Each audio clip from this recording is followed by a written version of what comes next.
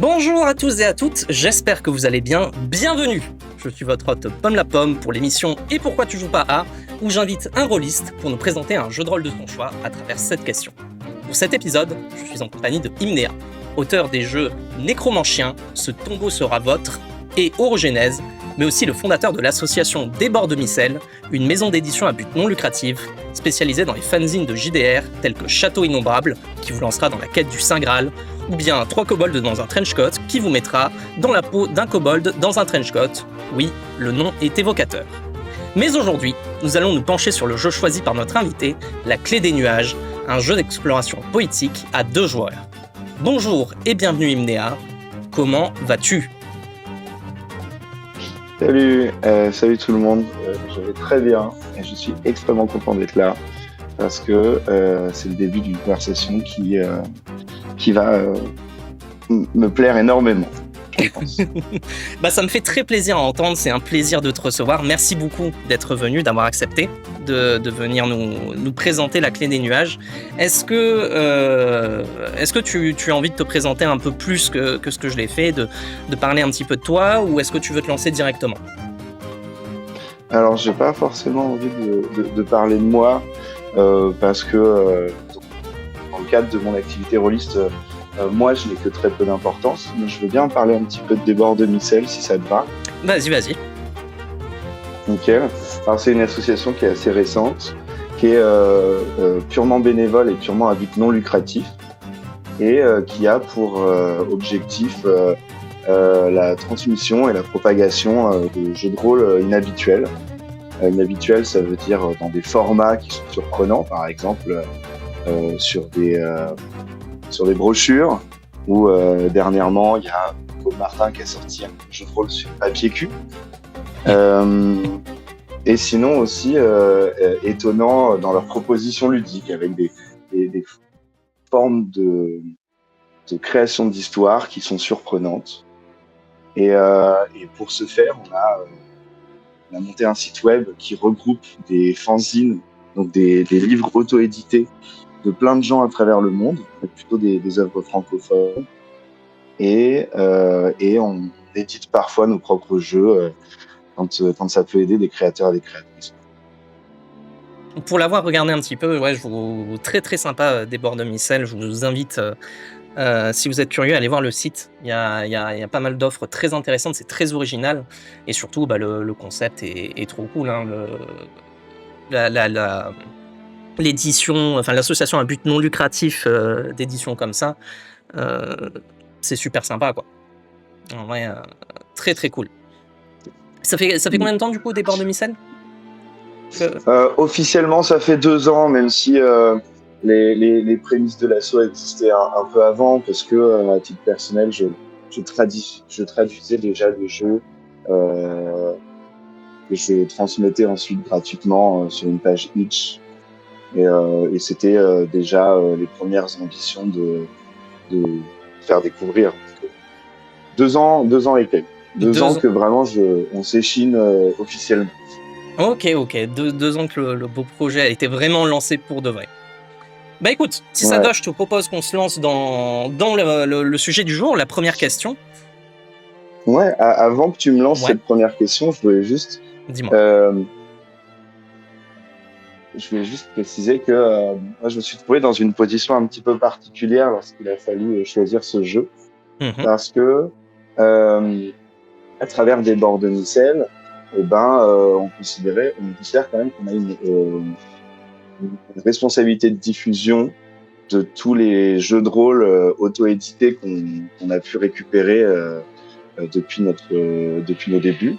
Et donc, il me paraissait vachement important de pouvoir soutenir des auteurs et des autrices avec qui on travaille et qui sont eux en toute autonomie, et puisque c'est un peu le cœur de notre pratique. Et donc, il y avait plein de jeux de rôle qui étaient très tentants à mentionner.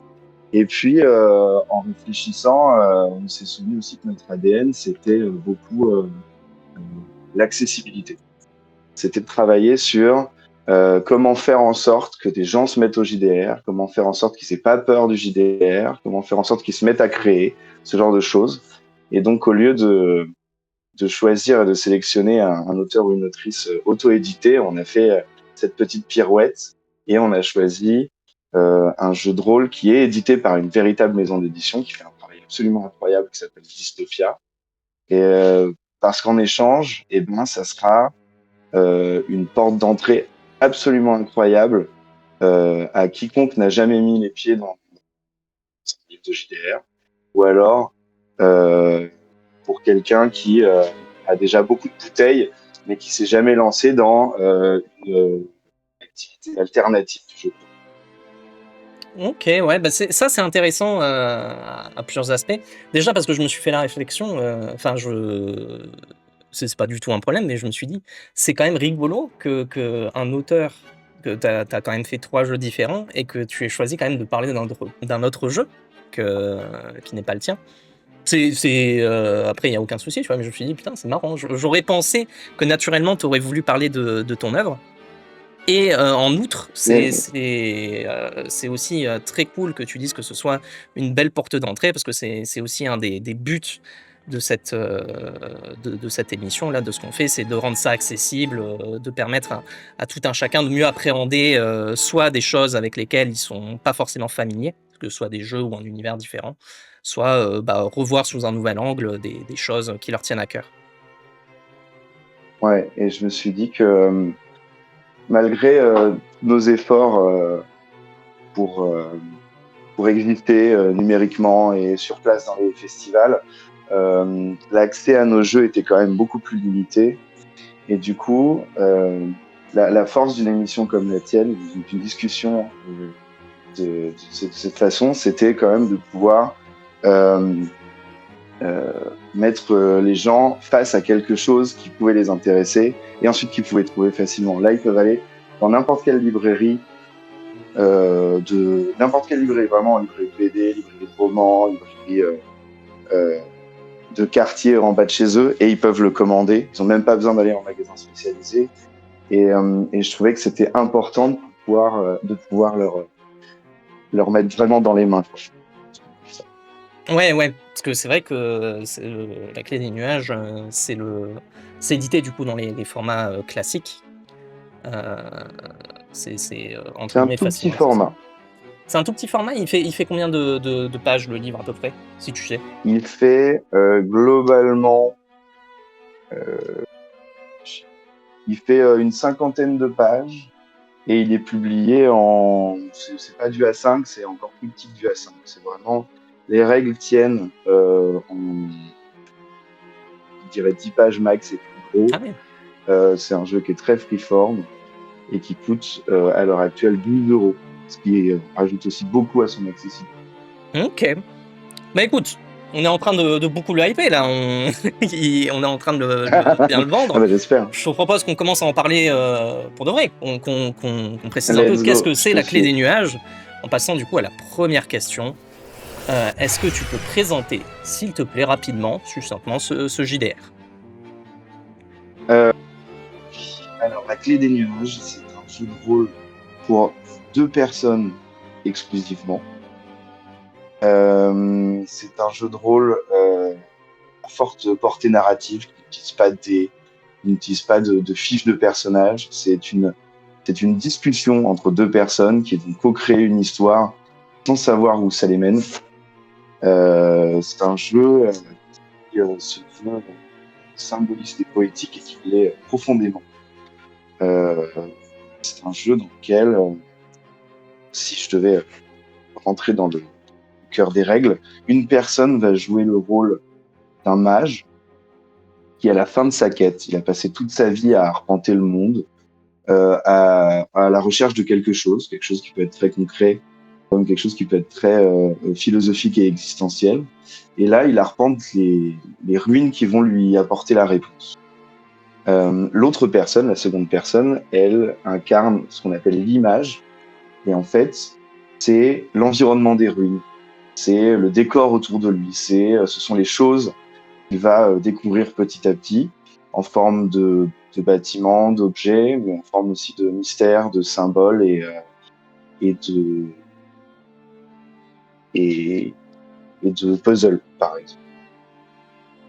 Ok. Moi, j'ai une Et question qui... Pardon, oui, vas-y. dis-moi. Non, vas-y, parce que je peux aller très loin dans les règles. En fait, là, vous avez déjà quasiment toutes les façons, toutes les règles de ce jeu. Et c'est ça sa force. C'est que on le prend en main en lisant les règles juste avant la partie avec son compagnon, sa compagne de jeu. Et ensuite, let's go, quoi. L'idée, c'est que à chaque scène que vous allez vivre, l'image va poser des symboles, ce qu'on appelle des clés, et le mage va répondre à son environnement en avançant, en surmontant ce qu'on lui propose, en creusant dans la symbolique, en continuant d'étoffer l'univers par ses actions. Et en fait, chaque pièce va amener les deux joueuses vers une conclusion, mais qui n'aura pas été déterminée à l'avance, qui n'aura pas été concertée. C'est ça la force du jeu, c'est que à la base personne n'a d'idée précise sur ce qui va se passer. Et puis grâce à la gestion des symboles et grâce à cette volonté de mystique du jeu, et bien au fur et à mesure va se comporter un certain message. Ok, ouais. Pour le coup, c'est très original, ça sort beaucoup des cartons auxquels j'ai été habitué et que je connais. Ça a l'air très sympa. Mais du coup, c'est quelque chose dont tu as parlé là, et c'est vrai que même sur la couverture du livre, c'est écrit, c'est un JDR symboliste et poétique. Est-ce que tu saurais expliquer ce que ça veut dire symboliste et poétique? C'est vraiment dans l'ADN du jeu. Le jeu te demande d'être un peu vague et un peu vaste sur tes objectifs notamment. Ça sert à rien c'est moins puissant de se dire que le mage il cherche le bâton de feu puissance 1000. Mais par contre, c'est vachement plus l'histoire devient plus intéressante si il cherche par exemple à obtenir la confirmation qu'il y a quelque chose derrière les. Ok. Et déjà ça t'amène dans des directions inattendues. Et ensuite symboliste parce que le jeu te demande de disséminer à travers tes descriptions et à travers ta partie plusieurs types de symboles que tu vas avoir déterminés juste avant de commencer.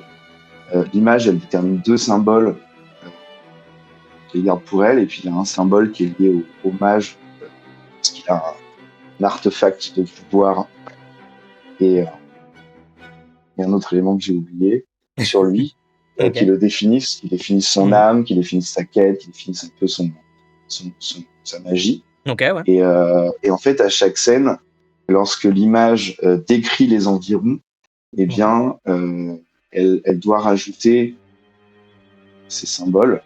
Ok. Pas tous, forcément, parce que sinon ça fait beaucoup, mais quand elle pense à quelque chose à décrire, c'est encore mieux si elle appose un symbole. Par exemple, si on considère que au début de la partie, j'ai choisi le symbole de l'œil, Ok. si je t'écris dans une grotte, une bouée au fond de la grotte qui a une forme d'arche, et en final, je peux le décrire comme si c'était une forme d'œil, et ça rajoute un thème à l'exploration.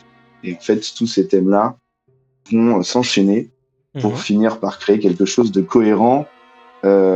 Et ça sera cohérent de manière poétique parce que ça sera pas cohérent de manière utilitariste. Ok, ouais.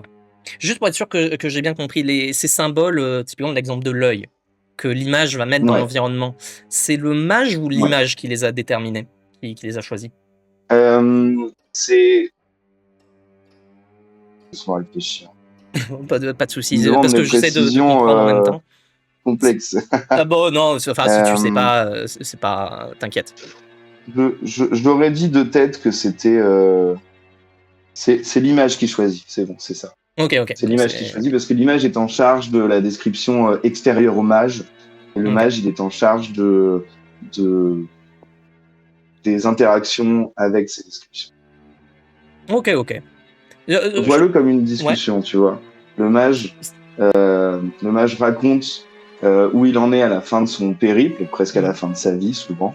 Okay. L'image commence à décrire la première ruine dans laquelle lui il va évoluer. Ensuite, je te le fais grossièrement parce que là c'est un peu plus précis que ça, mais ensuite le mage va réagir en disant dans ces ruines-là, je fais telle chose pour telle raison, je découvre tel truc. Il a la pleine maîtrise de lui-même, c'est-à-dire qu'il n'y a pas de jet de réussite. S'il décide d'échouer, c'est parce que narrativement c'est intéressant. Okay. S'il décide de réussir quoi que ce soit, c'est parce que narrativement c'est intéressant. Et surtout, puisqu'on est dans un jeu qui cherche la poésie, le mage ne va pas forcément prendre des décisions qui sont les plus évidentes, qui sont les plus puissantes, puisqu'on est dans quelque chose qui va avoir trait à les pérégrinations de son âme, pas des tribulations un peu inattendues. Et ensuite, il change de les deux ont l'image et le mage changent de lieu, on passe à la salle suivante. Okay. Et puis dans la salle suivante, la discussion reprend.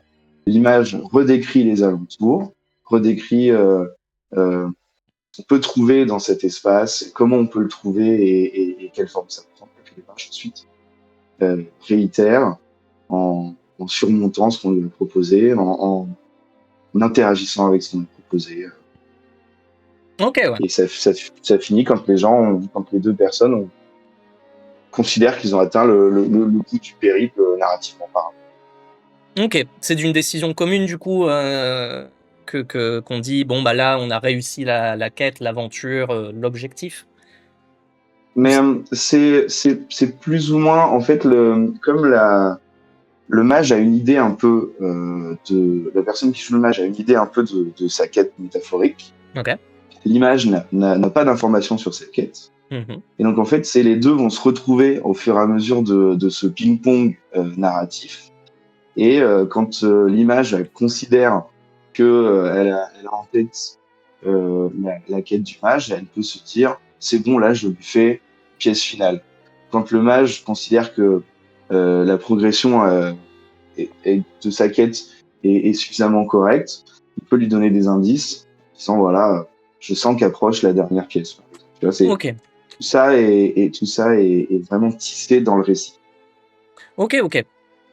Donc oui, ça s'éloigne beaucoup des carcans auxquels j'ai l'habitude. Donc clairement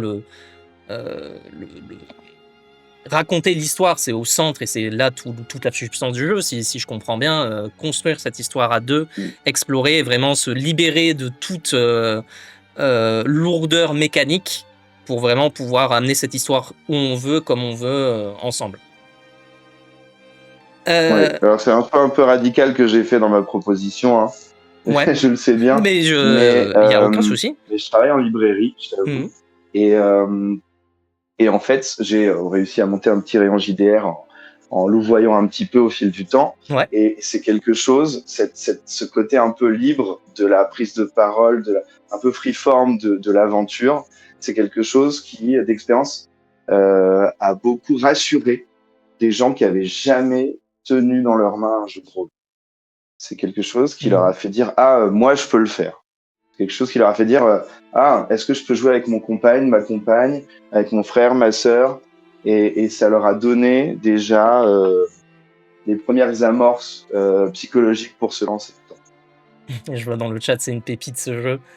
Il y a des fans, mais oui, non, c'est vrai que justement le fait aussi que les règles tiennent sur comme tu dis, sur à peu près 10 pages, que le livre en fasse 50 à peu près, ça doit être assez rassurant pour se lancer. C'est un avantage en plus du coup pour la clé des nuages, j'imagine. Pour ceux qui, comme tu dis, ont peut-être un peu peur, veulent commencer ou quoi, ça peut être une porte d'entrée super intéressante, pas très compliquée, tu peux te lancer. En plus, tu as juste à trouver un autre joueur ou une autre joueuse et t'es parti, ça c'est très cool. Je te propose un petit exercice. T'as pas la pression du groupe. Si ça va, ouais, il n'y a pas la pression du groupe. C'est plus facile de juste trouver quelqu'un d'autre. Si tu t'en sens, si tu devais convaincre quelqu'un en une phrase d'essayer la clé des nuages, tu lui dirais quoi? En une phrase, alors il va falloir qu'elle soit un peu longue cette phrase quand même. Il faut que ce soit une longue phrase, comme tu sens.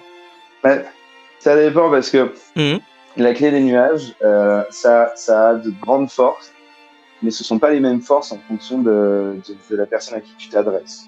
Par exemple, si c'est quelqu'un qui a jamais mis les pieds dans le monde du JDR, c'est un jeu qui ne demande aucune préparation, qui ne demande aucune expérience, qui ne demande qu'une autre personne à vos côtés.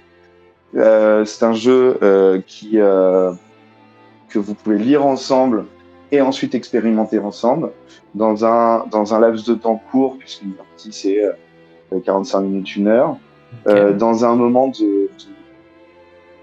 d'imagination très calme, très poétique, qui pourra s'avérer aussi puissant que vous le voulez, à mesure que vous décidez de partir vers la poésie, vers la douceur ou vers la tragédie, vers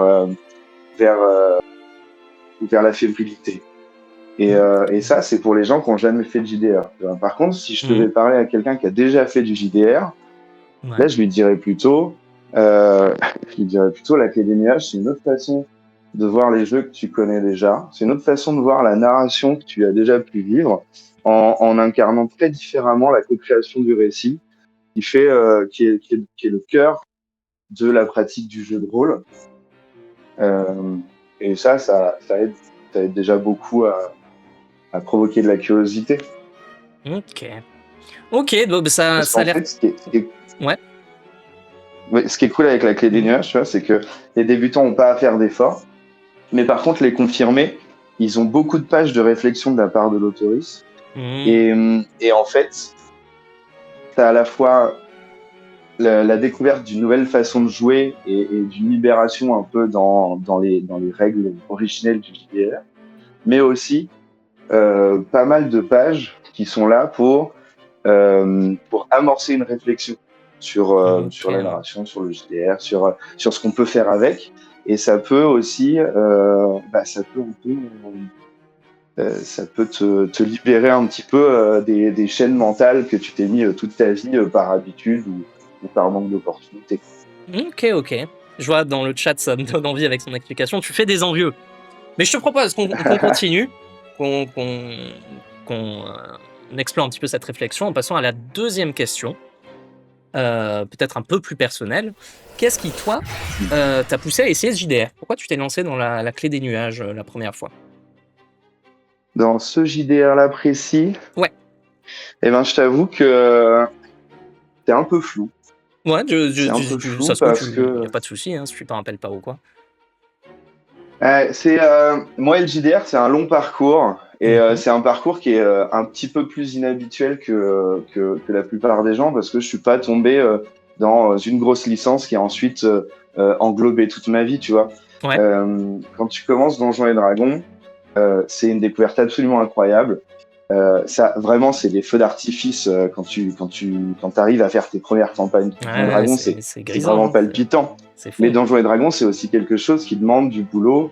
Ça demande que tu découvres et qu'ensuite tu choisisses ou non d'apprendre et de maîtriser les règles. Et ensuite, tu vis des moments qui sont souvent sur la durée longue, puisque la force de Donjons et Dragons, c'est quand même les campagnes. Et c'est quand même... on sait qu'on min-max pas forcément, mais c'est quand même trouver les bonnes abilities, trouver les bonnes compétences, et puis faire un personnage qui va vers la route de la puissance. Et moi, j'ai pas commencé par ça. J'ai pas commencé par un truc sur lequel je pouvais acheter 60 livres et ensuite me plonger dans un univers quasiment éternellement. J'avais pas la thune pour ça. Donc moi, j'ai commencé par des petits jeux de rôle gratuits sur Internet, souvent en anglais, que je dégotais à droite à gauche sur des vieux blogs dorénavant disparus, tu vois. Et du coup, ça a immédiatement formé une perception du jeu de rôle un petit peu différente, puisque j'avais accès aux deux extrêmes.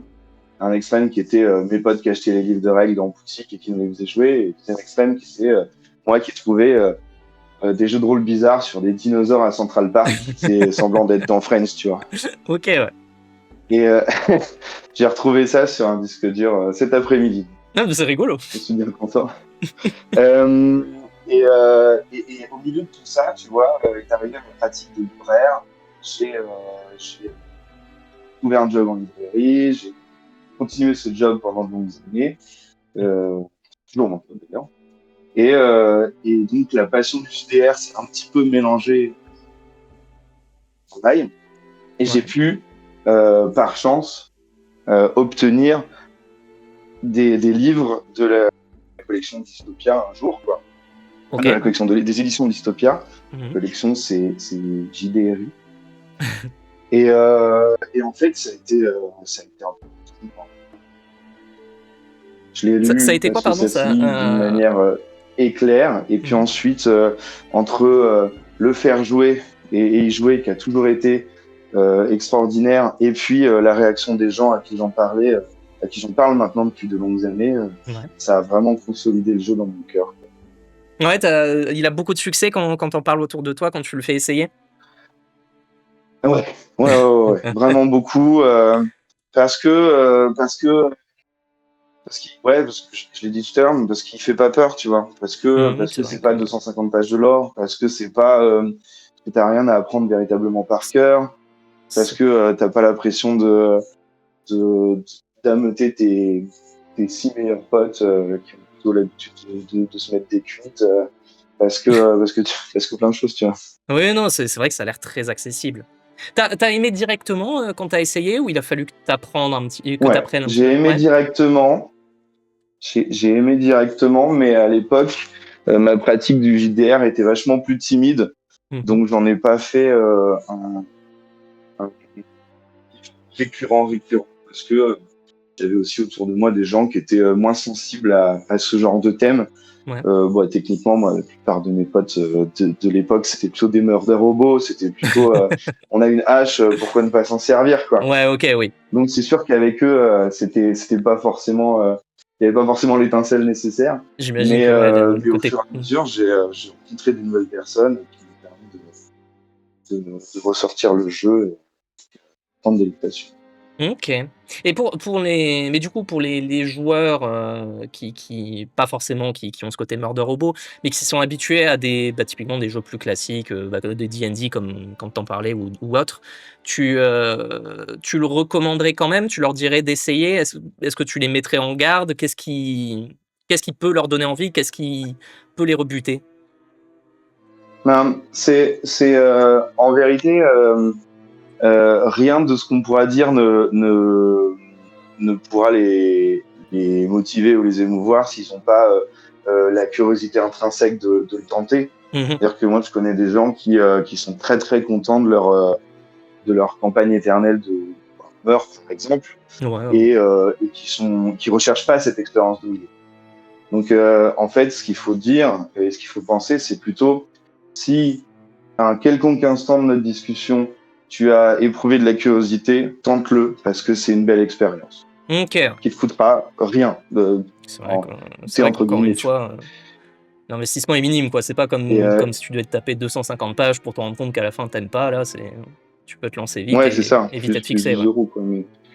Et en fait, tant que la curiosité, elle est là, et elle est là dans beaucoup, beaucoup de joueurs et de joueuses, elle est là dans beaucoup de gens qui se sont juste jamais trop posé la question parce qu'ils n'ont jamais trop découvert ce genre de choses par eux-mêmes.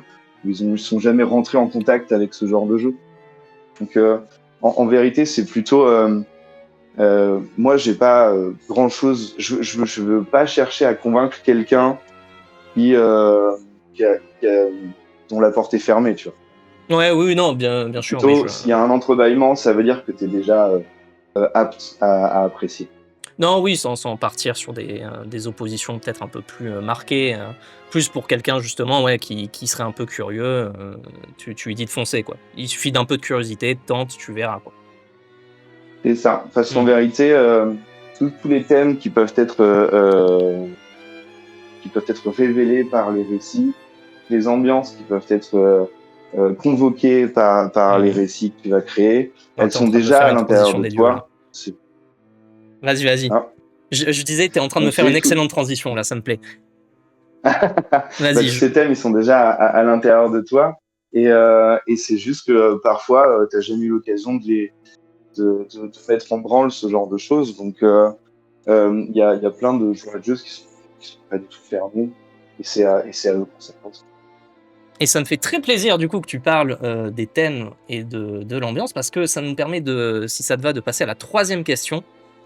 du coup, et c'est une qui, je pense, qui moi m'intéresse particulièrement. C'est quoi le lore ou l'ambiance de la Clé des Nuages? C'est rigolo parce que bah, le lore, c'est le tien. Le lore, c'est Ouais. ce que t'en fais. Ouais, c'est la façon que ça donne. Le lore, c'est tout et n'importe quoi. C'est ce dont tu as envie au moment T où tu te lances dans la partie.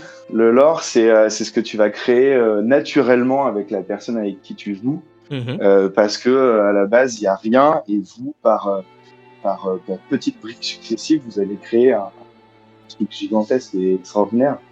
Donc, c'est jamais le même lore. Parfois, t'es fatigué, t'as la flemme, alors tu vas dans de la grosse pop culture euh, bien franche, et puis parfois, tu as une étincelle d'intimité avec la personne avec qui tu joues, et tu vas chercher dans des trucs un petit peu plus fins ou un petit peu plus protéiformes.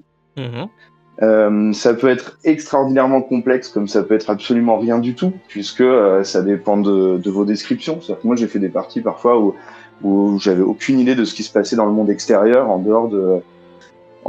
des ruines que j'arpentais. Et puis Ouais. j'ai fait des parties où, en fait, autour, c'était très complexe et ça faisait partie de mes problèmes, quoi. Mhm. Et puis de même, plus tu arpentes les ruines, plus elles vont se révéler à toi. Il m'est arrivé de faire des parties où ça finissait en science-fiction. Ouais, bah Donc, ouais, on commence avec un mage, mais on part ensuite dans toutes les directions. parce que c'est une question du coup que j'ai qui est corollaire. Visiblement, il y a un des deux personnages comme ils sont définis dans le livre, c'est le mage. Il y a l'image, du coup, il y a le mage. Ouais. Est-ce que le livre définit ce que c'est un mage? Ou est-ce que c'est laissé très libre? Un mage, ça peut être n'importe quoi. euh, Ben, il y a deux contraintes. La première, c'est que mhm. tu es à la fin de ton parcours, Ok. tu es à l'aboutissement de ta quête. Ouais. Et la deuxième, c'est que tu, tu as en ta possession deux éléments qui sont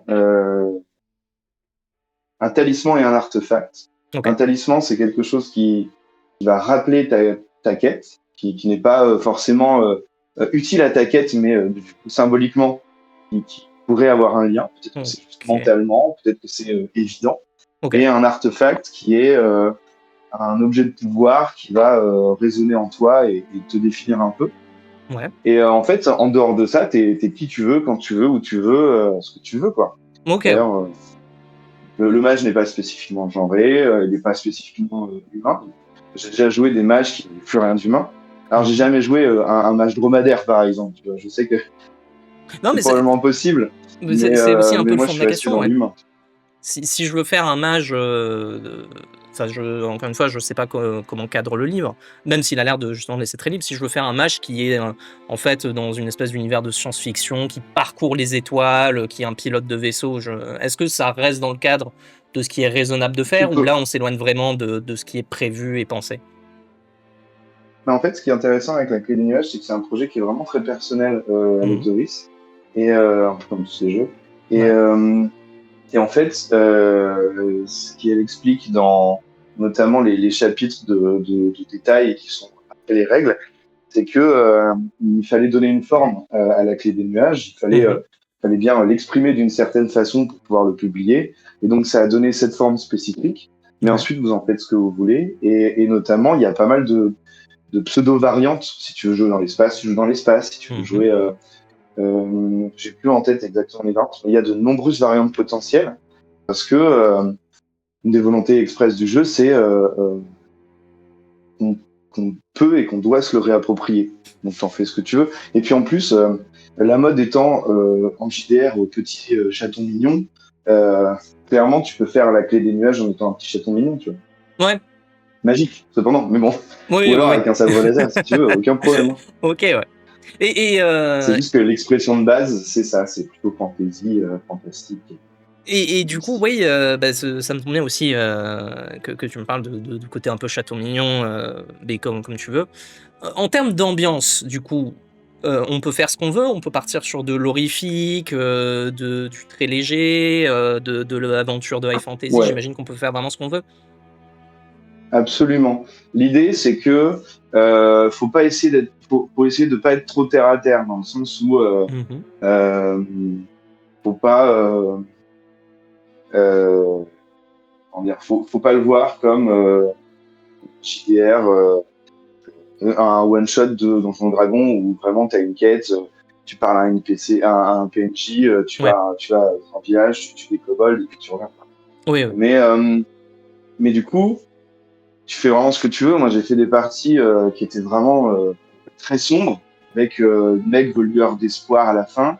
Mhm. J'ai fait des parties qui étaient empreintes d'horreur vraiment gluante, tu vois, vraiment glauque. Ouais. Euh, Après, le jeu il aime jouer sur les silences, il aime jouer sur le calme et sur la découverte des mystères qui t'entourent. Donc ça donne quand même une tendance plus ou moins plus ou moins mystique qui peut aller vers Mhm. les ténèbres. C'est moins tu vas pas pouvoir jouer l'humour. Ouais, ça se prête moins à des aventures effrénées, très rapides, des péripéties qui envoient, j'imagine. Mais Ouais. tu peux vivre des choses qui sont absolument grandioses, Mhm. mais tu vois comme un vieux tableau de maître, ce sera absolument grandiose. Tu vois, ce sera pas un film d'action. Ok. Est-ce que, je sais pas si le livre le dit, est-ce qu'il vaut mieux se mettre d'accord a priori entre le mage et l'image sur là où on veut aller, bah, typiquement si on veut faire une aventure un peu plus sombre, un peu plus légère ou quoi, ou c'est vraiment un truc qui se construit au fur et à mesure et on essaie de s'adapter l'un à l'autre?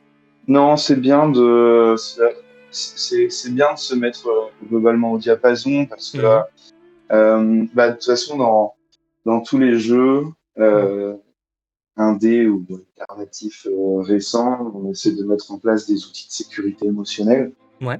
donc des pratiques, des para-pratiques de jeu qui permettent aux gens d'éviter les sujets qui leur sont qui sont trop intimes, trop lourds, qui leur font Euh, du mal. J'entends bien, ouais. Donc pour ce genre de récit, de toute façon, c'est toujours bien de se mettre d'accord et en amont, juste avant la partie, dire voilà, quel type d'ambiance tu désires. Mhm. Ça fait partie généralement de la discussion de préparation de partie, dans ton style. Quand est-ce Ok. qu'on va jouer et à quoi on va jouer. Ok, ok. Et l'aventure, est-ce que, a priori, dans tes parties, est-ce que tu comprenais vraiment ce qui se passait, au fur et à mesure? Ou est-ce que, en général, des fois, tu es un petit peu perdu, parce que tu pas toujours, tout à fait en accord avec la personne en face, tu sais pas exactement ce qu'elle veut dire et du coup, bah, tu essaies d'avancer comme tu peux et c'est peut-être après coup que tout fait sens?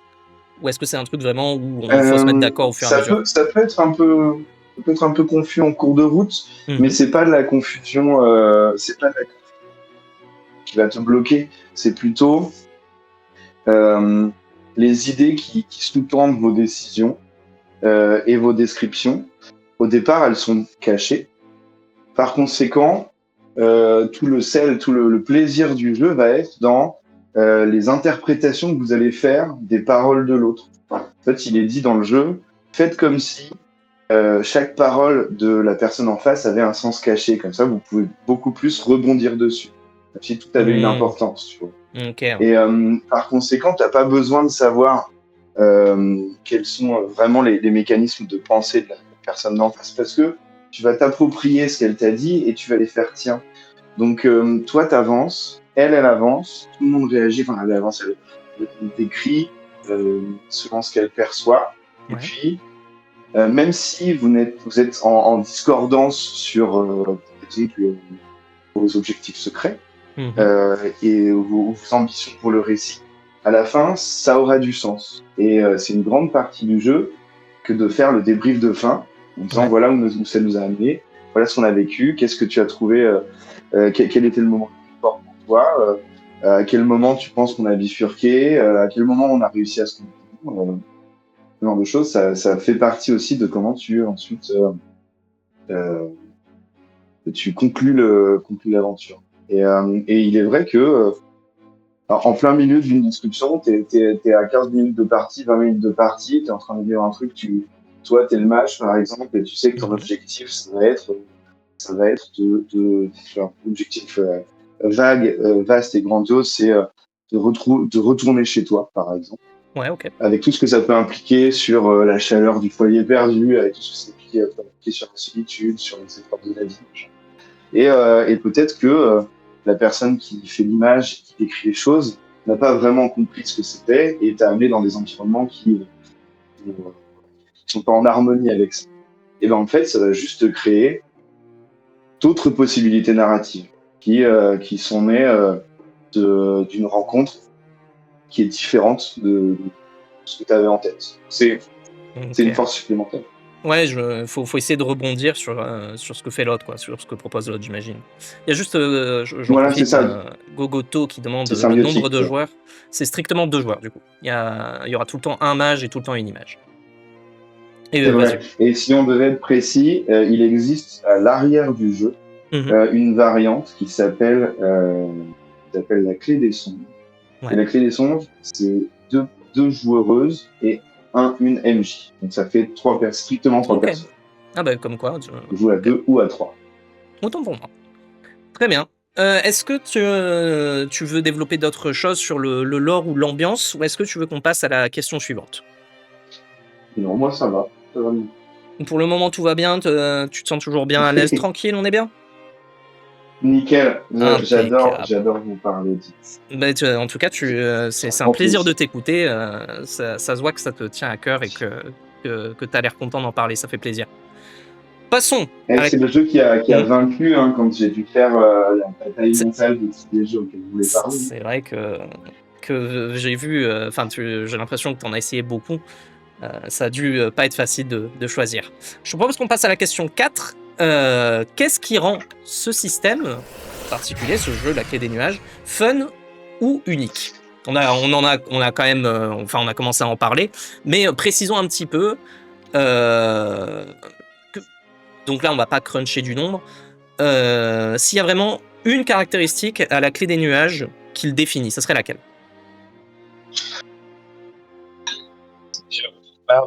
Déjà, toutes celles et tous ceux qui ont atteint qui nous écoutent et qui ont atteint ce moment de la conversation doivent se rendre bien compte que a priori toutes les réponses que j'ai données précédemment, c'était quand même mon expression personnelle des points forts et des spécificités du jeu et toutes les choses alors du coup, si on devait résumer, si tu je vais faire comme le suggère la clé des nuages et je vais prendre un instant de réflexion. Oui, vas-y. Tu fais bien. Ça vous apprendra la portée symbolique du silence. Voilà. On a en entrevue de ce que c'est la clé des nuages, petite fenêtre. Mais en vérité, c'est aussi quelque chose qu'il est important de mentionner. Ouais. Et j'imagine que ça ne sera pas l'étendard de la qualité du jeu ou le fanion de l'exceptionnalité du jeu, mais la clé des nuages, dans sa formulation, nous pousse au silence, nous pousse à prendre le temps de réfléchir à ce qu'on va dire, parce que tout ce qu'on dira est censé avoir une portée particulière. Et en vrai, on vit quand même dans une société où le silence est gênant, tu vois. Au quotidien, le silence, il est plutôt fait pour être comblé. Le silence, il est plutôt dans une relation sociale, par exemple, le marqueur d'un manque, un manque quelconque, manque d'intérêt, manque de sujet de conversation, manque de concentration. Et là, le jeu en refait un moment fertile. Et ça, c'est vachement beau, c'est vachement fort. Et au final, tu te rends compte, au bout d'un moment, à force de jouer à ce jeu, que tu réinstalles un petit peu avec plus de confiance le silence dans ta vie. Alors, c'est pas du tout un argument que j'utiliserais commercialement, mais vu qu'on est là en train de parler des choses qu'on aime, pour le coup, autant que je le mentionne. Je pense que c'est très pertinent comme réponse pour qu'est-ce qui rend ce système unique. C'est vrai que pour le coup, surtout dans le monde du JDR dont une des caractéristiques principales, c'est la communication avec les autres. C'est pour beaucoup de ces jeux, pas la totalité évidemment, il y en a qui jouent tout seuls et il y en a qui demandent plus ou moins de communication, mais dans l'idée qu'on a, il faut beaucoup parler, interagir avec les autres. c'est vrai que c'est assez remarquable de redonner une place, centrale au silence. Et moi, ça me plaît d'autant plus que tu le dis parce que c'est quelque chose à laquelle j'apporte, pas mal d'importance de manière générale, le poids des mots et des paroles et le fait de réfléchir à ce qu'on va dire, et à comment ça va être interprété. Le fait que ce soit, pensé dans le jeu, je trouve ça, super cool et très intéressant.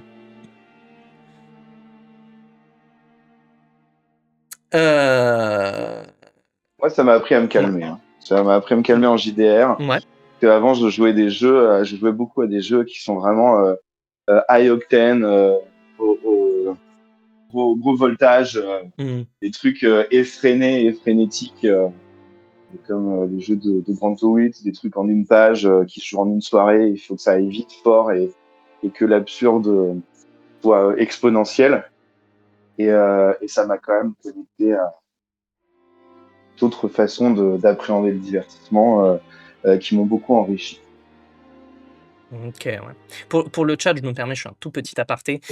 Si vous avez des questions là, que j'ai passées ou quoi pour pas trop bloquer la discussion, je les prendrai juste, à la fin de la partie 6. Donc si vous avez des réflexions, des questions, que vous voulez soumettre, on les lira ensemble tout à l'heure, si ça vous va. Pour, revenir à nos moutons, si ça te va, j'ai, moi, quelques autres questions corollaires du coup là, vis-à-vis de ce jeu. Est-ce que tu penses que c'est mieux de jouer à la clé des nuages avec quelqu'un qu'on connaît ou quelqu'un qu'on veut découvrir? Euh, c'est une très belle question que tu me poses là. Sur laquelle, j'aurais pu avoir une réponse immédiate et évidente si tu l'avais formulée autrement. Ah! Euh, parce que t'as bien joué ton coup.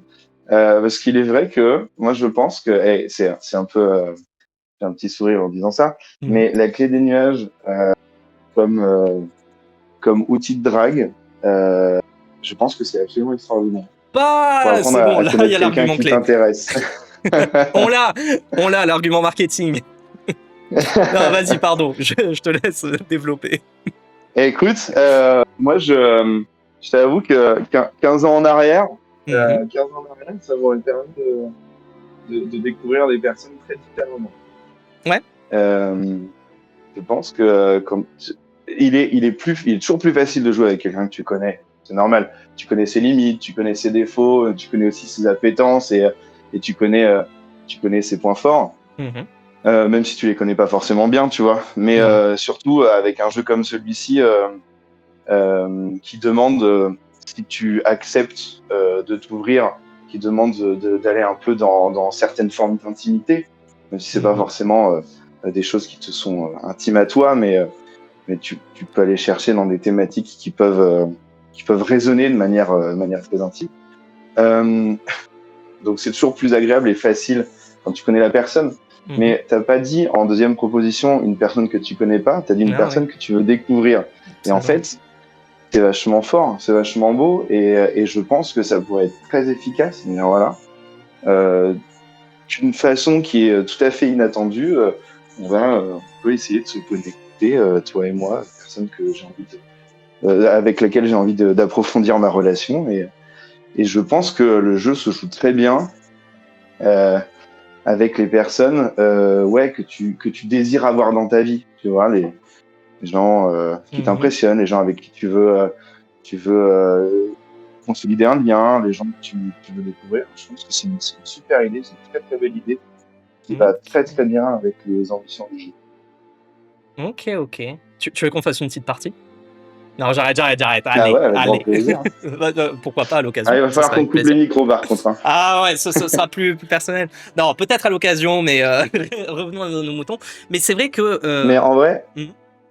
je vois un commentaire sur le chat qui Oui, dit oui, j'ai vas-y, vraiment vas-y. l'impression que c'est un truc avec son copain ou sa copine, enfin un truc entre potes. Mmh. Et, c'est pratique de jouer avec son copain ou sa copine parce que c'est vachement rassurant. Mais en fait, ça dépend juste des potes. Moi, j'ai des potes de longue date qui adorent jouer à ça. J'ai des gens dans mon entourage qui sont même pas encore des amis parce qu'on se connaît pas assez bien. Mais pareil, c'est vraiment leur cam, c'est leur type de jeu. Et en fait, l'idée, c'est que ça fait partie de ce qu'on disait au début de conversation. Ça fait partie des jeux qui sont pas une évidence pour beaucoup de gens et qui vont dans des thèmes qui sont inhabituels, qui sont pas forcément très des façons de s'exprimer et de s'ouvrir qui sont pas forcément très présentes dans leur vie. Et donc c'est sûr que souvent on regarde nos potes autour de nous et puis on se dit bon bah celui-ci j'ai l'habitude d'aller au ciné avec, celle-ci j'ai l'habitude d'aller boire des coups, de faire des billards et ça nous dit pas vraiment quelles sont leurs possibilités ludiques parce que on a des habitudes amicales qui sont souvent très ancrées et qui sont parfois assez limitantes quoi. Voilà, cette personne alors j'adore jouer à Magic avec mais c'est quelqu'un qui fait des blagues de gros lourds. Fatalement, j'ai pas forcément envie de jouer avec les nuages avec cette personne, tu vois. Mais ensuite, tu peux avoir des découvertes parce que c'est juste plein de gens qui n'ont jamais eu la possibilité de tenter ce genre de choses. Donc, qui eux-mêmes ne savent pas s'ils vont réagir à ça positivement ou pas, si ça va changer leur façon de voir les choses ou pas. C'est parce que la clé des nuages demande aussi beaucoup de premiers pas que c'est plus facile avec quelqu'un avec qui tu partages déjà une certaine forme d'intimité. Mais le reste tout à fait possible. Moi, juste en osant demander à des amis qui jouaient pas du tout à ça, voire même qui jouaient pas du tout, et qui avaient des comportements sociaux exubérants à l'extérieur, par exemple. Juste en leur demandant, parce que j'avais pas de joueur ou de joueuse à ce moment-là, j'ai pu découvrir qu'en fait, ils étaient capables de se foutre en mode sérieux et de se concentrer pour faire des belles choses aussi. Oui, c'est peut-être quelque chose, un environnement tout à fait inédit pour beaucoup de gens, ou en tout cas dans lequel on n'a pas l'habitude de se voir les uns les autres, qui permet de et se puis dévoiler. il y a des règles, c'est un environnement qui est plus propice parce qu'il est fait pour ça, et ça peut te faire découvrir des nouvelles facettes de leur personnalité qui ne pouvaient pas exister dans un monde qui encadre beaucoup les relations. Mais c'est vrai que si je me trompe pas, quand tu en parlais là dans la première partie ou quand tu présentais le jeu, une des premières personnes quand tu parlais du nombre de joueurs et que c'était facile d'y jouer, que tu as évoqué, il me semble, pour dire avec qui jouer, c'était compagne, compagnon, frère, sœur. Et pourquoi pas, tu vois, même ça a l'air assez pertinent. Mais d'habitude, quand on pense à des jeux, en général, on pense plus à des amis pour jouer. C'est le premier truc alors qui vient en déjà, tête. c'est vrai.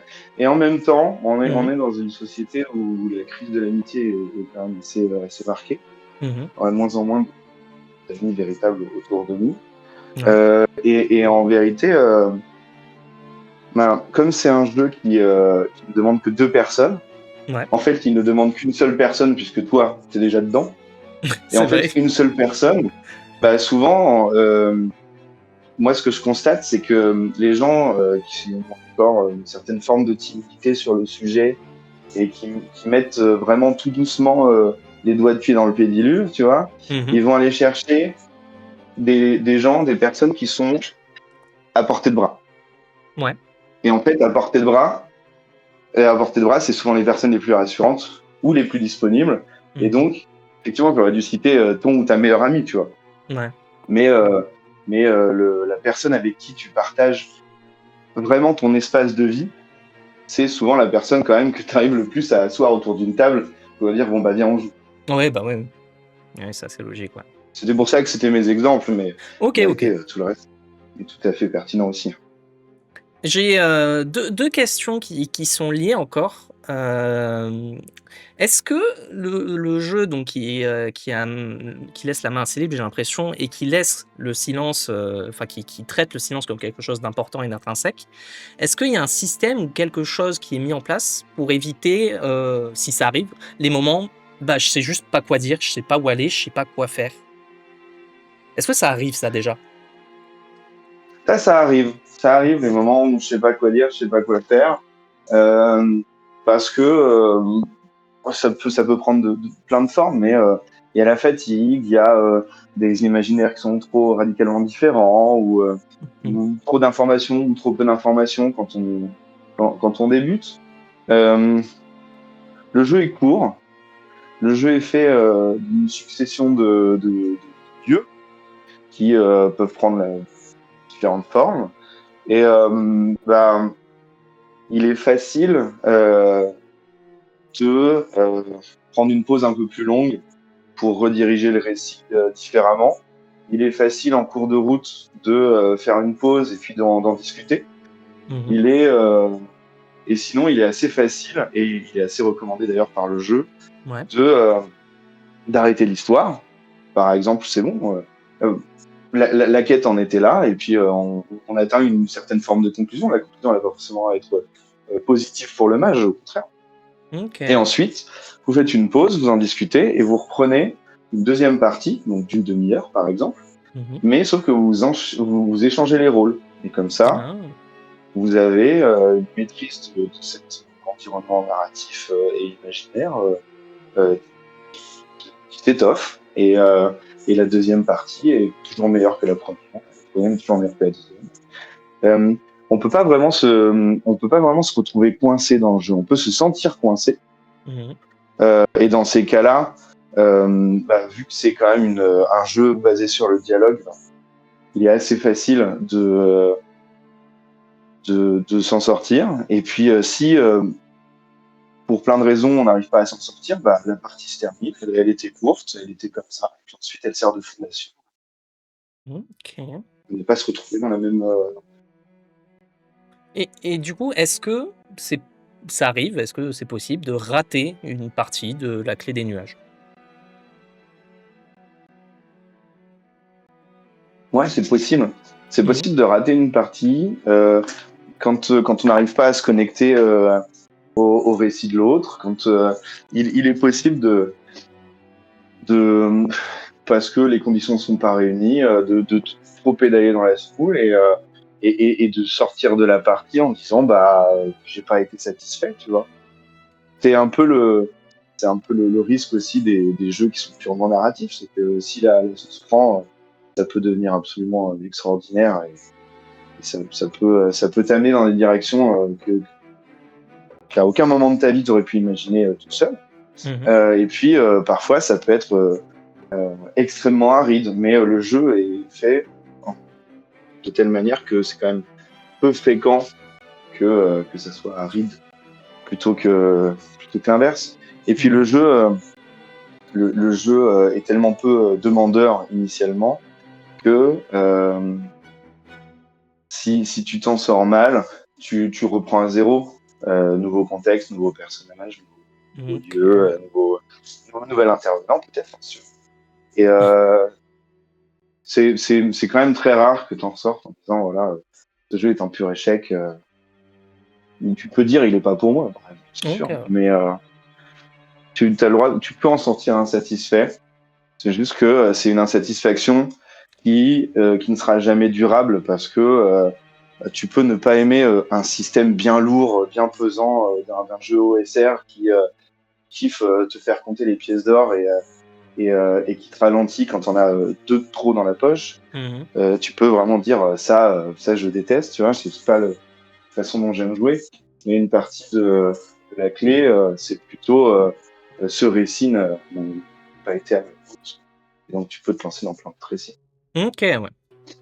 Mais d'ailleurs, à ce sujet-là, j'ai alors c'est pas tout à fait une citation, je paraphrase un tout petit peu de l'autrice de KF, que j'aimerais soumettre, et peut-être que tu pourras m'éclairer un petit peu. Elle disait dans une de un de ses lives sur YouTube, en parlant de la Clé des Nuages, il y a des règles, mais il n'y a pas de mécanique formelle. C'est quoi la différence entre une règle et une mécanique formelle dans le contexte de la Clé des Nuages? Alors, méfie-toi parce que tu cites quelqu'un qui a une capacité de réflexion sur le monde du JDR qui est très marquée et qui, du coup, agence dans sa pensée et dans ses paroles des concepts qui sont parfois assez pointus. Donc moi, je sais pas du tout si je suis au niveau de tout ça, tu vois. Non, pas de stress, après, à notre propre niveau. Mais je dirais qu'en fait, il y a un équilibre très efficace est très inhabituel dans la clé des nuages, qui est que techniquement, le jeu te propose une aventure dans les limites très concrètes de ce qu'il veut te faire vivre en termes de prise de parole et d'émotion. Et en même temps, il est extrêmement freeform.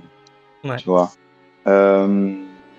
Du coup, je pense que ça devrait. C'est une discussion entière, je crois, à part entière. Hein. Mais le jeu, en mettant en forme la prise de parole et en excluant le reste, eh bien, il te permet. Il n'a pas besoin de mécanique de jeu, puisqu'en fait, c'est l'avancée du récit qui constitue l'entièreté du jeu. Donc, il a des règles parce que il est bien obligé de te prendre un petit peu par la main pour t'amener à vivre l'expérience qu'il voudrait que tu vives. Mais à l'intérieur de cet accompagnement du coup qu'on appelle des règles, il n'y a pas de mécanique, il n'y a pas de sous-section, il n'y a pas de détails, quoi. Il n'y a pas à l'intérieur de tes descriptions des moments de rupture mécanique, des moments de rupture qui vont te demander de sortir du récit pour vivre autre chose, pour vivre quelque chose avec des dés, pour vivre quelque chose avec de l'aléatoire, pour vivre quelque chose avec une incertitude qui n'est pas gérée par toi. Donc je pense que c'est ça la dichotomie qui est présentée. Ok. Et du coup, est-ce qu'il y a des règles qui t'ont surpris ou qui t'ont beaucoup plu, ou justement vu qu'elles sont très légères au final, enfin je sais pas si c'est le bon terme légère, mais peut-être permissif serait meilleur. C'est quelque chose dont on fait peut-être un peu fi plus facilement? Alors c'est sûr que la clé du nuage n'a pas une multitude de règles, mais c'est ça sa force aussi. Ouais. Moi, ce qui m'a toujours plu et ce qui a continué à créer de la fascination, c'était la facilité de prise en main. Moi, je suis quelqu'un d'assez flemmard. Par conséquent, j'ai pas envie de préparer une campagne et de l'écrire tout seul de but en bout. Tu vois. Ouais. J'ai pas envie j'ai du mal à réunir mes potes plus de 2 fois d'affilée, donc c'est sûr que si le scénario prend 3 soirs, Ouais. je suis mal barré, tu vois. C'est compliqué. Et du coup, je joue beaucoup à des one-shots, je joue beaucoup à des jeux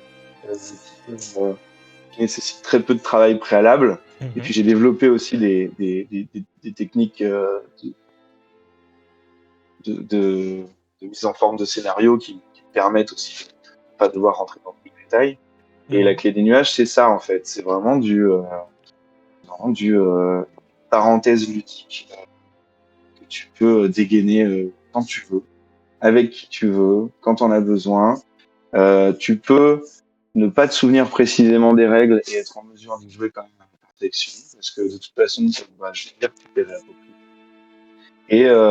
Et si tu as envie de réviser avant ta partie, bah, tu te connais direct, ou alors tu te dis avec ta camarade de jeu, et comme ça vous les réapprenez ensemble. Ouais. Et je pense que c'est ça, moi, dans les règles, c'est cette fluidité et ce naturel que ça te permet d'obtenir dans la narration qui me plaise le plus. Ok. Bon, du coup, je me sens presque mal. Je sais pas si ma question était très pertinente du coup. Ben, Mais bon.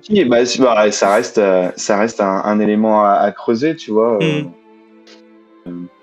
Ok. Il Est-ce y a que ouais, vas-y. C'est sûr qu'il y a des systèmes, tu vois, qui se targuent d'avoir inventé un truc de ouf, qui change un peu la donne, tu vois, genre en fait ma gestion des PV est très différente, c'est ça qui fait ma spécificité, ou il y a cet élément du lore qui est tout à fait unique, ou la façon dont je gère ma magie est tout à fait inattendue, et c'est ça qui devrait vous attirer vers le jeu.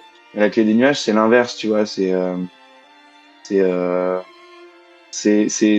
tellement efficace dans sa sobriété et dans sa façon d'enlever les aspérités les rugosités mécaniques du jeu de rôle que ça provoque des sensations que d'autres jeux peuvent pas provoquer. Ok. Et donc c'est une bonne chose à mettre en avant. Merci pour ta question. C'est gentil. Est-ce qu'il y a autre chose dont tu voudrais parler dans le cadre de ce qui rend le système fun ou unique, ou est-ce que tu voudrais qu'on passe à la prochaine partie? Juste rapidement revenir sur le côté symboliste du jeu, Ouais, parce vas-y. que je trouve que c'est assez rare finalement. La plupart du temps, quand on vit une aventure, on la vit de manière tellement concrète que qu'on n'a pas vraiment le temps de se pencher sur les petits plus qui font d'une description quelque chose de vraiment magique ou qui font de ton personnage quelqu'un de vraiment de vraiment plus complexe. Et c'est sûr que quand tu dois agiter ton épée dans le but de survivre ou de sauver le monde, ton esprit, il n'est pas euh, euh, à rajouter du sens au moindre caillou que tu croises. Tu vois. Ouais. Et il y a quelques jeux comme ça qui essayent de redonner de la profondeur et de la densité aux choses qui nous entourent et aux choses qu'on vit et aux choses qu'on ressent et aux choses qui nous constituent. Et la clé des nuages en fait partie de ce genre de jeu et c'est rare, c'est beau, c'est puissant et tu ressors de la clé des nuages dans un état d'esprit qui est très différent de quand tu ressors même d'une très belle session de jeu OSR. Hein. Parfois, ça peut être très humain, très, très psychologique. La clé des nuages, elle t'apporte quand même tout ce qu'il faut pour que, je sais pas, c'est un peu comme si tu avais réussi à zoomer sur des choses qui faisaient sens, quoi. Et je pense que c'est un point clé qui m'importe beaucoup. C'est intéressant. Donc j'ai l'impression qu'il y a un côté très contemplatif, très méditatif, et que une des choses dont j'ai l'impression qui ressort de ton discours, c'est que le jeu, au-delà de son aspect ludique, t'apporte quelque chose dans ta réflexion, dans ta manière d'être et de penser ton environnement et les choses. Est-ce que c'est un but avoué du jeu ou c'est quelque chose de plus personnel, tu penses? C'est pas un but avoué du jeu, c'est juste que moi je me suis suffisamment connecté pour que ça rayonne un peu plus. Peut-être que j'ai trouvé quelque chose dont j'avais besoin, mais dont j'avais pas connaissance, tu vois, Mmh. dont j'avais pas conscience. Mais le jeu n'a pas d'ambition aussi grandiose. Hein. Le jeu il est juste super dynamique, c'est beau. C'est juste que euh, moi j'enchaîne pas mal les JDR, j'en fais Ouais. tout le temps, j'essaie de jouer le plus possible parce que j'adore ça. Euh, et puis j'ai beaucoup évolué dans mes pratiques ludiques.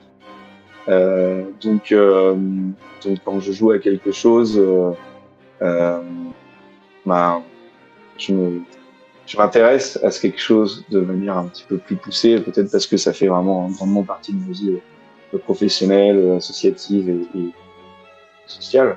Mmh. Euh, donc quand un jeu comme celui-ci euh, euh, ouvre des portes inattendues, fatalement, ça a un impact euh, que je choisis avec grand plaisir d'intégrer et d'utiliser, tu vois. Mais toi, tu prends le jeu, tu te fais une partie un soir et puis après, tu retournes à ton quotidien. T'es pas obligé d'être transfiguré, quoi. OK, non, mais j'entends. OK, OK. Si ça te va, je te propose qu'on passe à la partie suivante, sauf si, encore une fois, tu as autre chose que tu voudrais aborder ou ajouter, vis-à-vis, Non, non, avec grand plaisir. du coup, est-ce que, tu peux nous parler de ta première partie de la clé des nuages, si tu t'en rappelles? Euh, non, je Non, m'en pas de rappelle pas. souci. Est-ce Je m'en rappelle que, pas. t'inquiète. Oups. Est-ce que tu as une partie ou un moment qui t'a marqué, que tu as en tête, que tu voudrais partager?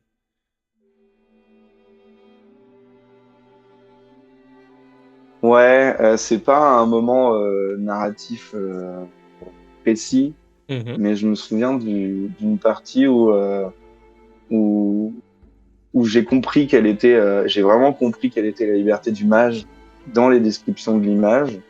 Et, et en fait, avant, je me contentais un peu de répondre à l'image dans le sens où, tu sais, à la manière de jeux de rôle plus classique, le MJ te dit, ah, vous rentrez dans cette église, elle est haute de 6 mètres, de 66 mètres, il y a tel pilier, machin, qu'est-ce que vous faites, tu vois? Et je me contentais de cette interaction de façade où vraiment j'étais au milieu d'un endroit et puis comme il n'y avait pas de MJ pour me dire le résultat de mes actions, je me contentais du minimum vital pour passer à la scène suivante. Et un jour j'ai compris en fait que dans ce jeu, quand tu joues le mage, tu es responsable de toi de bout en bout. Et donc, pardon, excuse-moi. Et donc, si tu décides de chambouler tout ce qui a été décrit juste avant, bah tu peux le faire. Si tu décides, en fait, tu es aux manettes de ton aventure à partir du moment où l'image a décrit l'environnement. Et par conséquent, tu peux creuser beaucoup plus. T'es pas obligé de dire bon bah tu m'as décrit une porte, je vais prendre la porte. Tu vois. Par contre, tu peux la faire évoluer, tu peux la faire exploser la porte, tu peux la faire grandir, tu peux dire qu'elle ne mène à rien, qu'elle te fait revenir sur tes pas. C'est toi qui va déterminer les conséquences de tes actions. Et donc, par conséquent, tes actions peuvent se permettre d'être beaucoup plus poussées, beaucoup plus innombrables.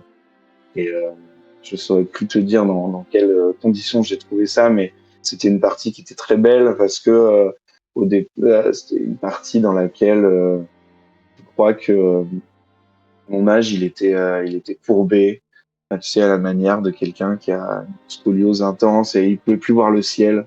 Je sais plus quelle était la quête, mais du coup, tout au long du récit, il n'arrêtait pas d'entrapercevoir le ciel à travers des choses qui étaient au sol, donc qui faisaient partie de son tourment, de pouvoir de pas pouvoir admirer véritablement ce qui était au-dessus de lui et et en fait, au bout d'un moment, il est apparu un peu plus clair que j'étais pas obligé de juste me lamenter et d'avancer. C'était une partie qui, au final, parlait de libération et on est parti ensuite. Enfin, la conclusion de cette histoire a été très abstraite. Tu vois, on s'est libéré des carcans de la réalité, quoi, carrément. Et en fait, c'est là que je me suis dit, ouais, ça peut être vraiment extrêmement puissant. Ok. C'est pas très précis tout ça, mais c'est la clé des nuages. Je pense que, enfin, moi j'en ai fait beaucoup. Au bout d'un moment, c'est un assemblage d'impressions et de sentiments, tu vois, envers la clé des nuages. Non, mais c'est intéressant. Et du coup, pour qu'on puisse se projeter peut-être un peu plus, est-ce que tu pourrais nous donner, si tu t'en sens, une espèce de scénario type, et où tu expliquerais, par exemple, ce que ferait un débutant ou quelqu'un qui, comme tu disais, n'avait pas tout à fait les clés en mage de ce que c'est le mage. Qu'est-ce qu'il ferait et qu'est-ce que tu ferais toi aujourd'hui, maintenant que tu es un peu plus à l'aise? Par exemple, si je reprends l'exemple de l'église, quelles pourraient être les 2 mentalités, et comment elles pourraient évoluer?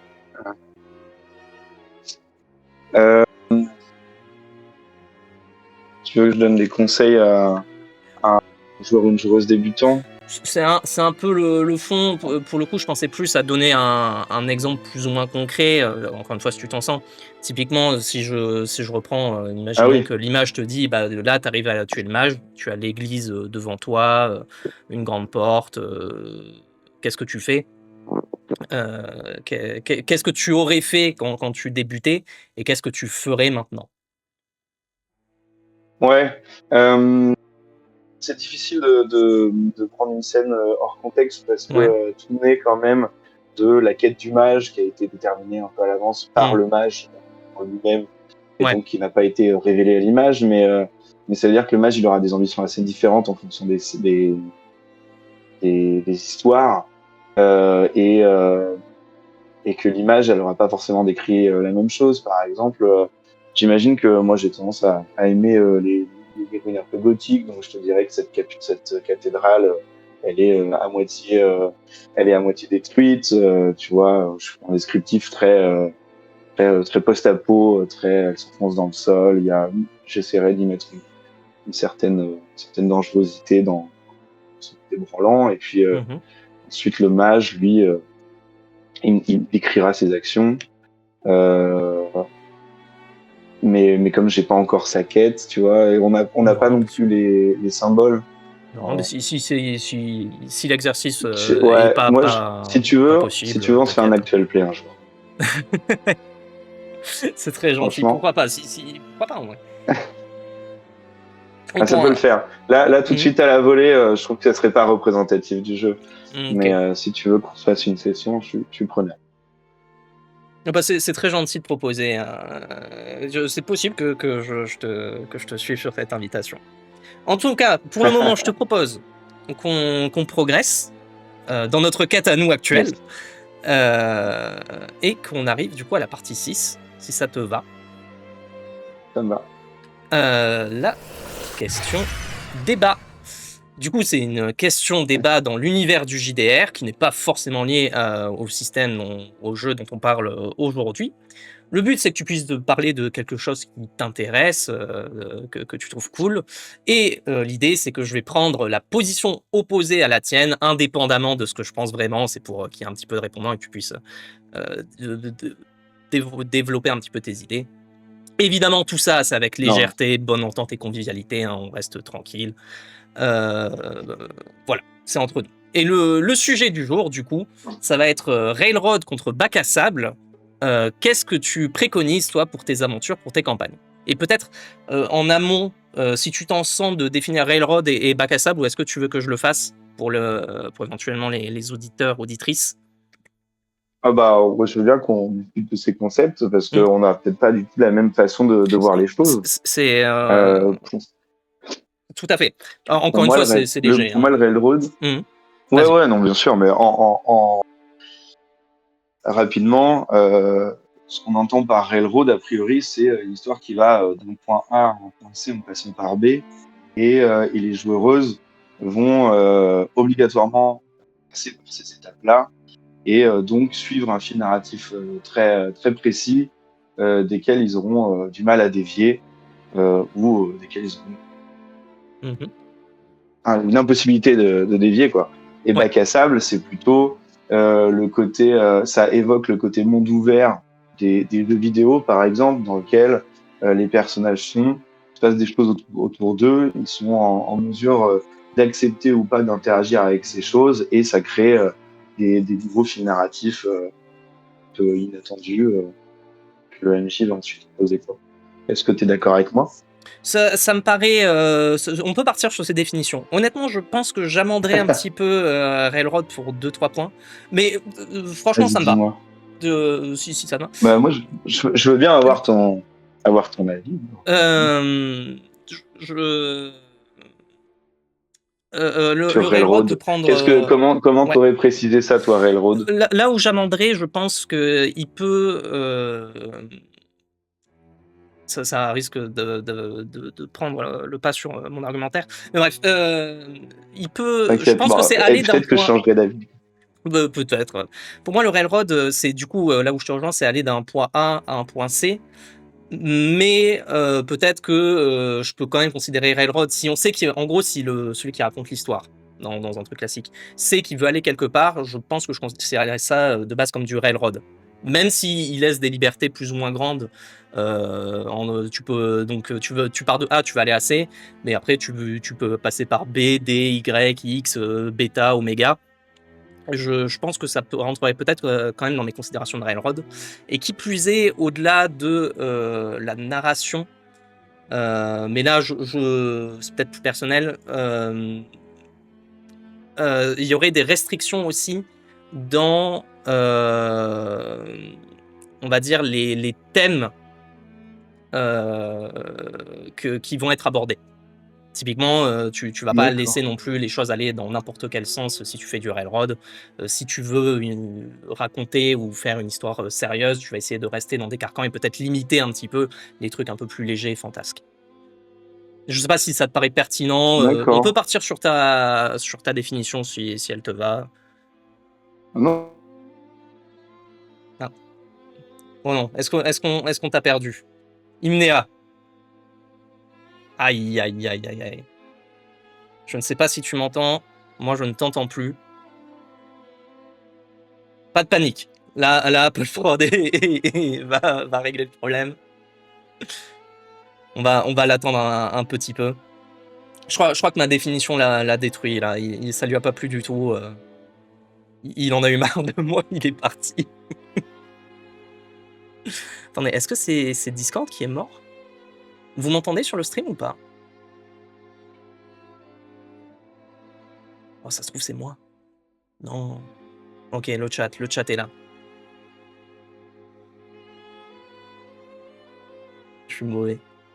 Attendez, on va régler le souci, pas de stress. On va tenter des choses. Ça se trouve, c'est Discord qui est vraiment down. Attends. Ah! Bonjour? Yes. Ok, je crois qu'on a été coupé temporairement. Ouais, il y a eu un petit blip Discord qui veut dire que. Ça arrive. Ça arrive, pas de souci. On est de retour. Du coup, oui, pardon. Enfin, moi, en tout cas, parce que c'était trop polémique, on a été censuré. Exactement. C'est ce que je disais. Je disais, c'est bon. Je disais que je t'ai saoulé, que ma définition était si éclatée que t'as dit non, mais vas-y, je peux pas parler avec lui. Je m'en vais. Ouais, je suis parti faire une dépression. Non, enfin bon, du coup, on peut partir sur ce que tu veux. Je sais pas si tu trouves ça pertinent. Ouais, non, mais de toute façon, ça fait partie de la richesse du jeu de rôle, d'avoir toutes ces options-là de compréhension et de perception. Quoi qu'il arrive, moi je suis plutôt type bac à sable. Ouais. Mais en vérité, vu que toi et moi on diffère un petit peu dans nos définitions, et ben j'ai l'impression que ça va être un petit peu plus nuancé que ça, quoi.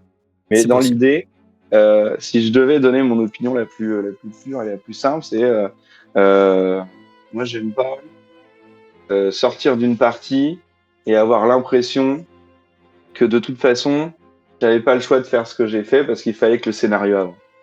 Et ça, je le vis beaucoup quand je joue à du Cthulhu par exemple, parce que c'est une enquête et qu'on a que 3 heures de jeu, donc fatalement il faut que ça torche. C'est normal qu'il faut que j'aille parler à machin, que j'aille découvrir truc, et qu'après je me retrouve dans une cave avec les cultistes, tu vois. C'est juste que j'ai pas l'impression dans ce genre de partie d'avoir fait mes propres choix, parce que les étapes de progression étaient soit évidentes, soit obligatoires. Et ça marche pareil sur les one-shots de type Pathfinder, où en fait le scénario c'est quoi? C'est situation initiale, complication, résolution. Alors c'est beau quand tu crées une histoire, mais c'est pas beau quand tu essaies de la faire vivre à des gens qui sont censés avoir leur propre capacité de choix, quoi.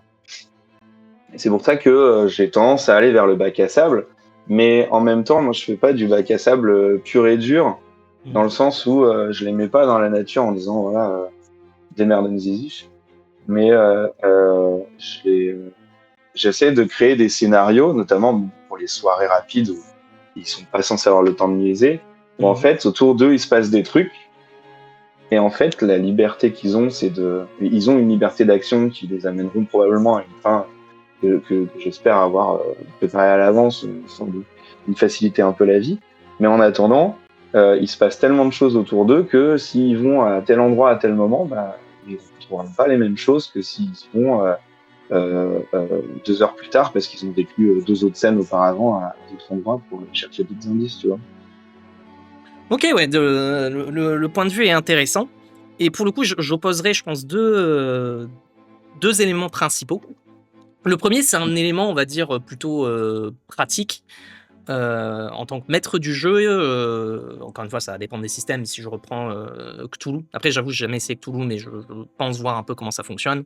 C'est un côté rassurant et même un peu plus simple, surtout dans le cadre d'enquête, quand tu sais où est-ce que ça va aller. Si tu railroad un peu, tu sais d'où tu pars, tu sais où tu vas, tu peux amener tes joueurs à peu près où tu veux, tu peux bien border, bien prévoir ce que tu veux. Là où, si tu veux laisser plus de liberté, ça implique peut-être avoir des énigmes moins pertinentes parce que tu en as prévu plus, ou alors de t'embêter à faire plein de solutions différentes, plein de manières de faire. Donc il y a un côté plus simple et peut-être facile à Railroad et rassurant. Et le deuxième point vis-à-vis de ça, c'est quand tu racontes une histoire. Quand vraiment que tu essaies de garder une main de mise, tu vas avoir beaucoup plus de facilité, je pense, à amener les thèmes que tu veux exprimer, que si tu veux essayer de faire vivre quelque chose à tes joueurs, même si je conviens, il faut essayer de construire ensemble. Le but c'est pas juste de raconter une histoire, c'est un jeu, c'est le jeu de rôle. Mais tu peux, je pense, être beaucoup plus facilement pertinent et impactant si tu as le contrôle des éléments, que tu sais, genre, bah ouais, là, en gros, ce PNJ, je vais lui faire dire ça en particulier, mais du coup, il faut qu'il le rencontre dans cette circonstance, parce que du coup, dans 4 sessions, quand ils vont le re-rencontrer dans ce contexte, ils vont se remémorer ce qu'il a dit là, dans ce contexte, et ça va être hyper poétique et hyper émouvant. Ça, c'est beaucoup plus dur à faire dans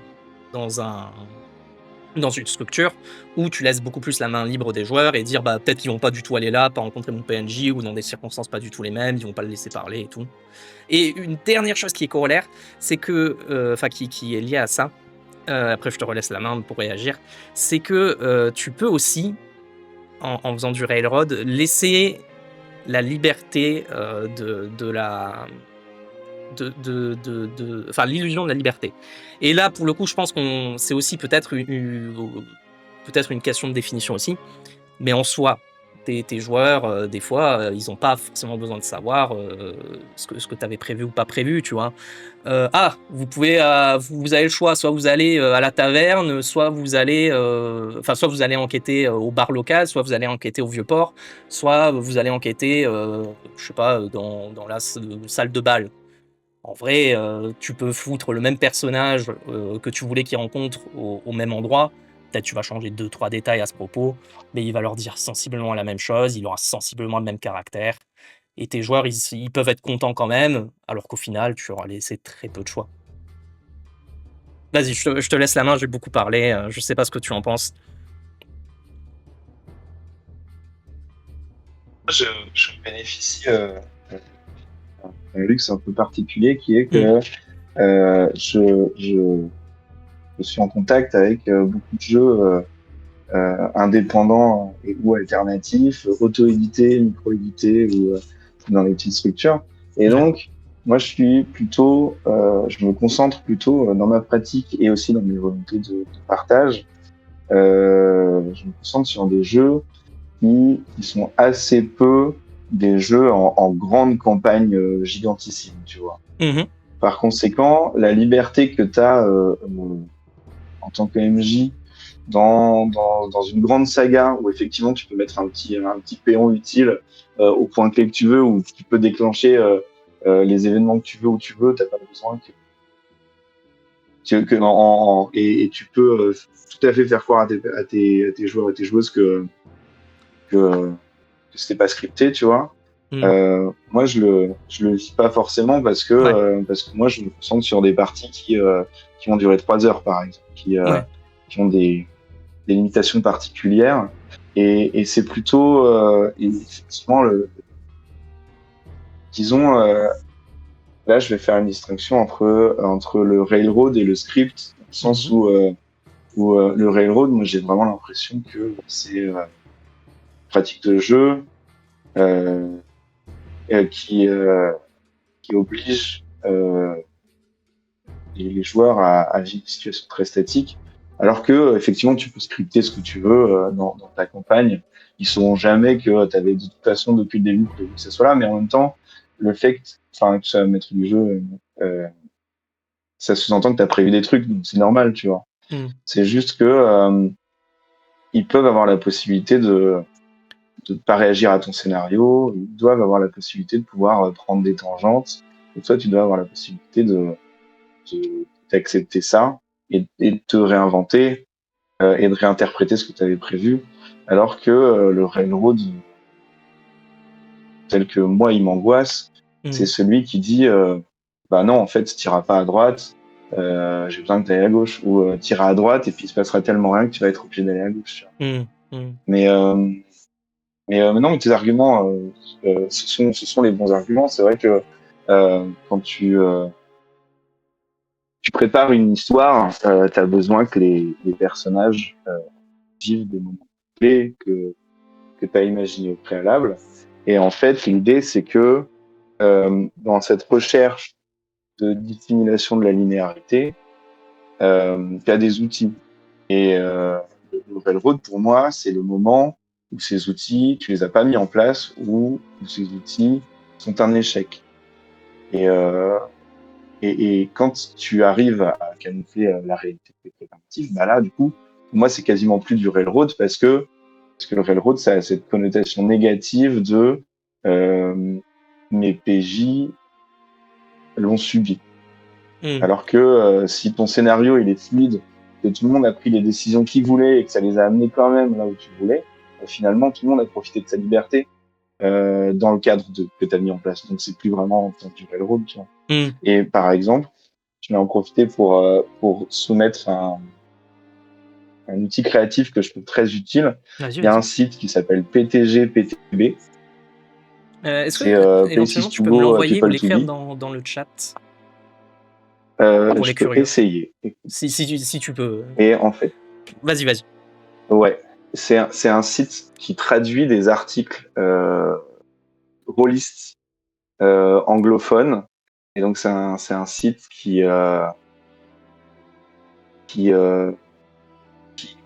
aide beaucoup à la réflexion, à l'amélioration quand t'es MJ ou quand t'es joueur ou quand tu vis dans le monde du JDR. Et je trouve sur Discord, désolé.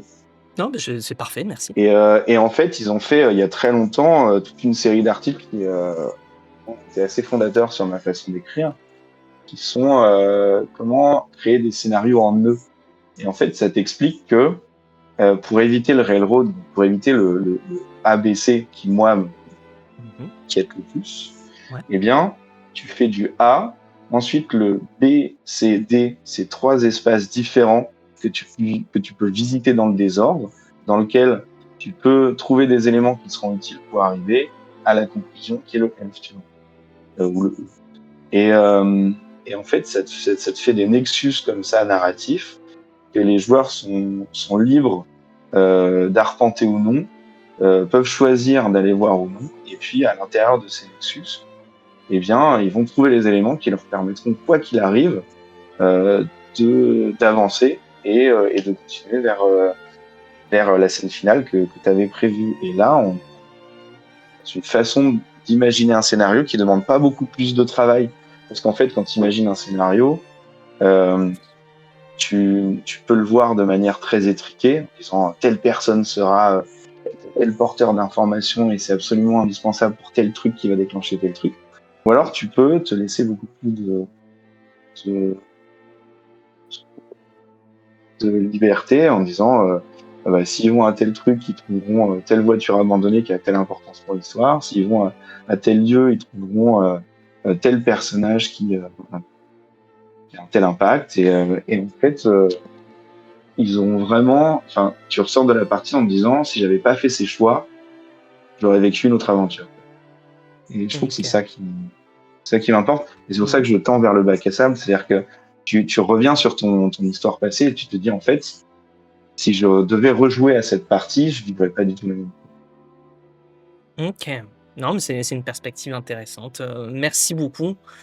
Je pense qu'on va pas tarder à s'arrêter, si ça te va.